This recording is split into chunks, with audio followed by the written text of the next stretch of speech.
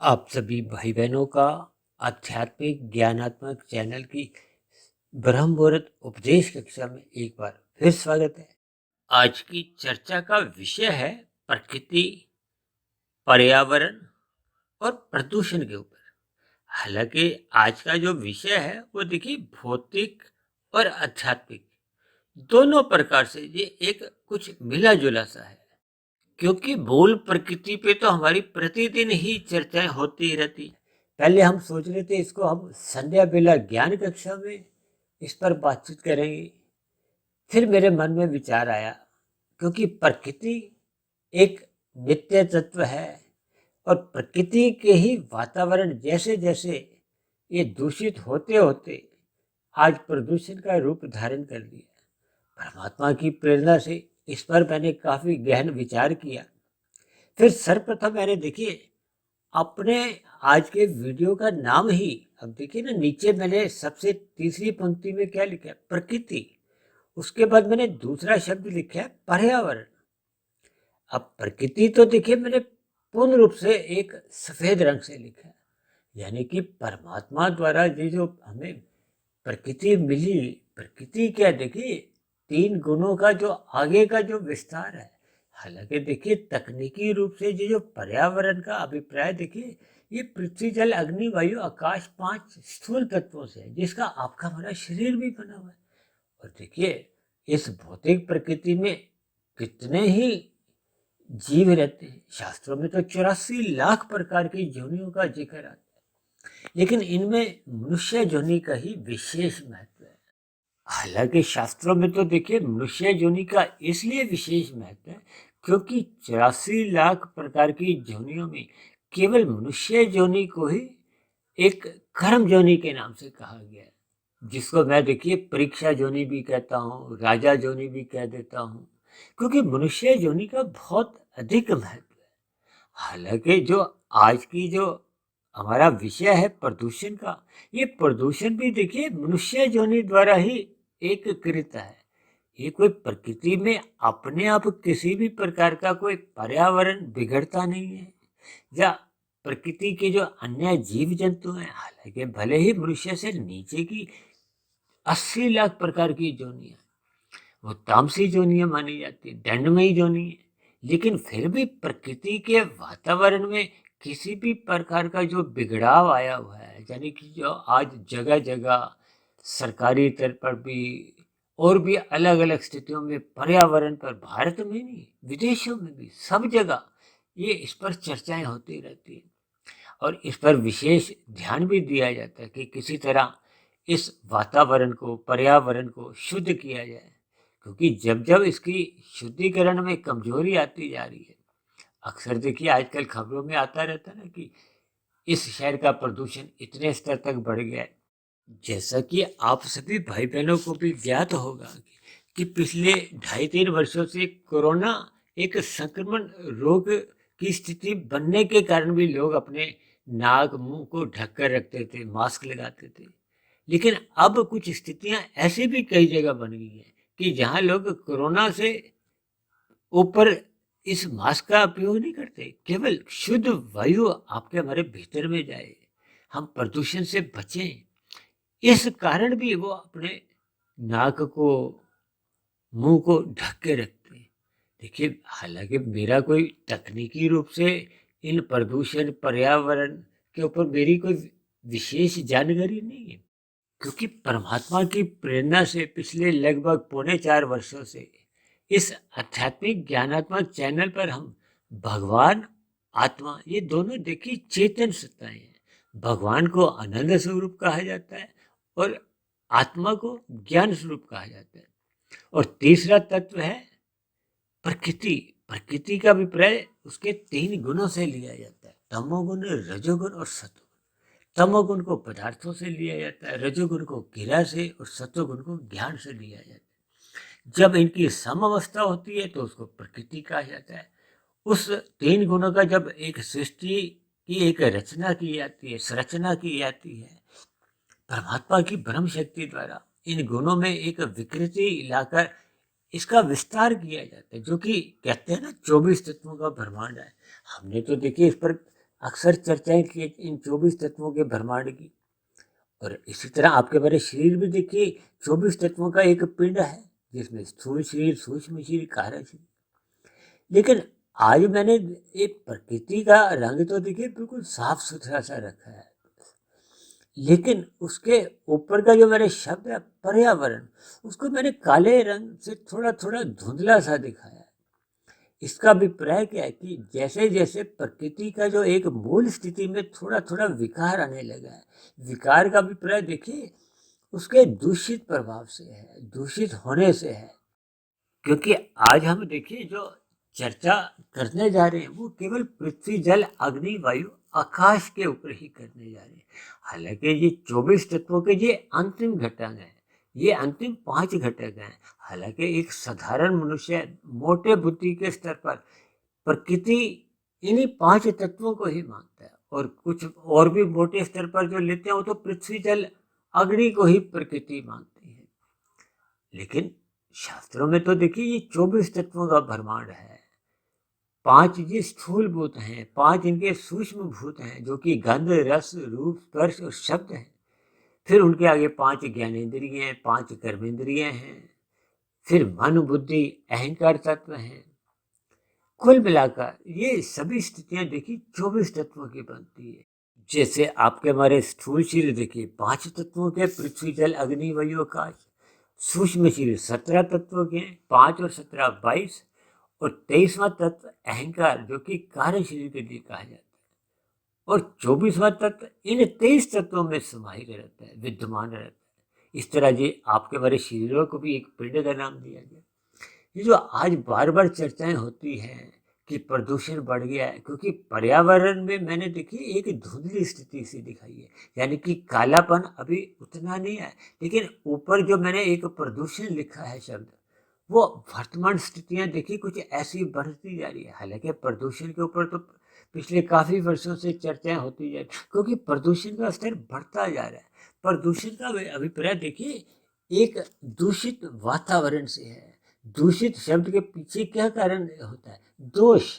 दोष देखिए किसी भी प्रकार का हो, किसी को स्वीकार्य नहीं होता है। हमें परिवार में देखिए किसी सदस्य में कोई दोष आ जाए तो हम उसको स्वीकार नहीं करते। हमारे स्वयं के अंदर भी किसी भी प्रकार का कोई दोष उत्पन्न होता है जो कि एक रोग के ऊपर, तो हमें भी स्वीकार्य नहीं होता है। तो फिर इसी तरह ये जो भौतिक प्रकृति है, जो कि परमात्मा की एक कृत है, जो बिल्कुल साफ सुथरी शुद्ध वायु की, जैसा कि प्रकृति के देखिए चित्र से ही हमने कितना साफ सुथरा उसको दिखाया। जबकि उसके ऊपर की जो स्थिति है वो पर्यावरण को हमने थोड़ा थोड़ा एक उसमें कालापन से दिखा दिया। और वर्तमान समय में जो देखिए प्रदूषण का ही हमने एक शब्द लिखा, उसको तो हमने पूर्ण रूप से ही काला दिखा दिया। हालांकि प्रकृति के देखिए 3 गुणों में हम सतोगुण को, ये जैसे हमने आज प्रकृति का जो एक साफ सफेद रंग दिखाया वैसे दिखाते हैं। रजोगुण को थोड़ा हम रंगीन रंग से दिखाते हैं, और तमोगुण को काले रंग से दर्शाते हैं। काले रंग का अभिप्राय देखिए कि निकृष्टता से है, अधिक दोष से है। अक्सर बुराई को हम काले रंग से दर्शाते हैं, अज्ञानता को भी हम काले रंग से दर्शाते हैं। काला रंग किसी को भी देखिए पसंद नहीं है। शाम को जैसे सूरज ढलता है तो फिर अंधकार होता है। अंधकार में सर्वप्रथम हमारा आपका क्या एक काम होता है कि हम घर में भी जब शाम को घर पे आते हैं, सर्वप्रथम हम घर में देखिए पहला काम क्या करते हैं? लाइट जलाते हैं, प्रकाश करते हैं, क्योंकि अंधकार में आपका हमारा तन ठोकरे खाता है। इसी तरह शास्त्रों में कहा गया ना, जब जब आपके मन बुद्धि के स्तर पर अज्ञानता आ जाती है तो फिर आपका हमारा मन ठोकरे खाता है। मन ठोकरे खाने का अभिप्राय क्या है? कि हम अनीतिगत कार्य करने लगते हैं। अनीतिगत कार्य मनुष्य ने किए हैं, तभी तो देखिए ये प्रकृति का वातावरण बिगड़ा है, पर्यावरण बिगड़ता गया है। बिगड़ता बिगड़ता ये प्रदूषण का रूप धारण कर लिया।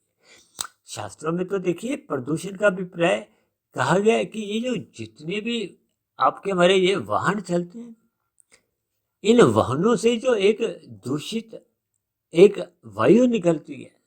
कभी कभी हम देखिए सड़कों पे देखते हैं ना, किसी किसी वाहन से बहुत ही काले रंग का धुआं निकलता है। हालांकि सरकार द्वारा तो देखिए ये एक प्रदूषण सर्टिफिकेट भी रखना अनिवार्य एक बना दिया गया कि आपके स्कूटर कार का एक प्रदूषण एक सीमा तक होना चाहिए, उससे अधिक होने पे फिर आपके हमारे चालान कटते हैं। इन सभी स्थितियों पर देखिए सरकार द्वारा भी रोकथाम लगाने के एक प्रयास किए जा रहे हैं, लेकिन मनुष्य अपने व्यक्तिगत जीवन में देखिए केवल अपने वाहनों द्वारा प्रदूषण नहीं फैलाता, अपने और दिनचर्या में कितने ही ऐसे कार्य करता रहता है जिनसे देखिए गंदगी फैलती है। अब गंदगी से ही मेरे मन में अभी एक बात और ध्यान आ रही है कि कितने ही ऐसे लोग हैं, लाखों करोड़ों लोग ऐसे हैं आज, जो देखिए मुंह में सुपारी गुटखा तंबाकू पता नहीं क्या क्या चबाते रहते हैं और उसको चबाते चबाते सड़कों पे इधर उधर थूकते हुए जाते हैं।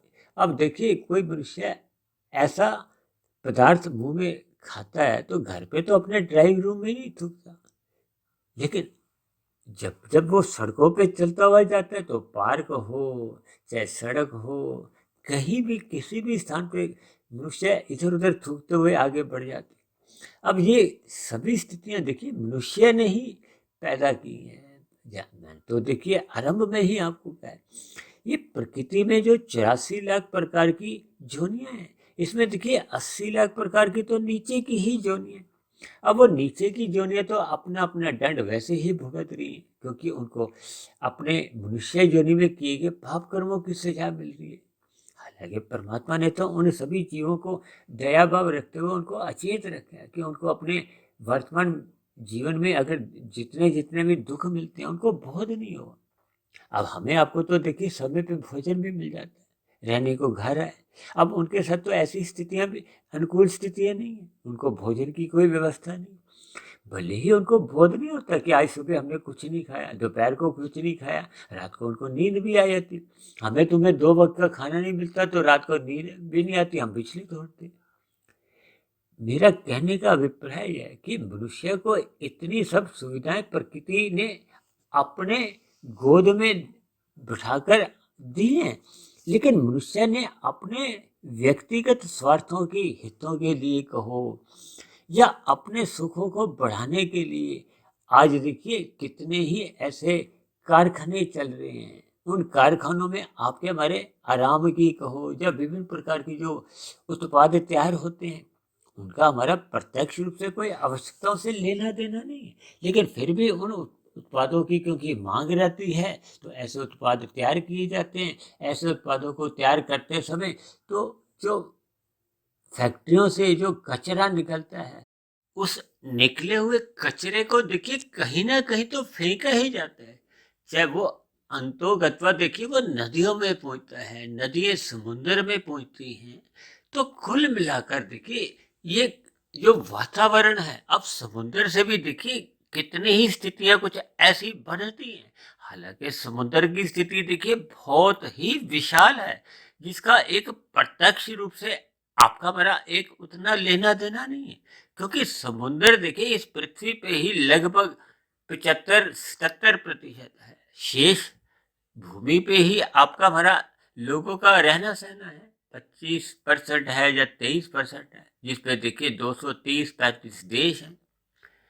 मेरा कहने का अभिप्राय ये है कि हमने अपने जीवन में आवश्यकताओं को बढ़ाते बढ़ाते जो भोग इच्छाएं बढ़ाते जा रहे हैं, उन भोग इच्छाओं की पूर्ति के लिए ही जो विभिन्न प्रकार के देखिए उद्योग धंधे लगते जाते हैं, उन उद्योग धंधों के द्वारा ही विभिन्न प्रकार के जो एक कचरे निकलते हैं, विभिन्न प्रकार के देखिए एक दूषित पदार्थ निकलते हैं, चाहे वो जल के रूप में हो, चाहे वो पदार्थ के रूप में हो, चाहे वो हवा के रूप में हो।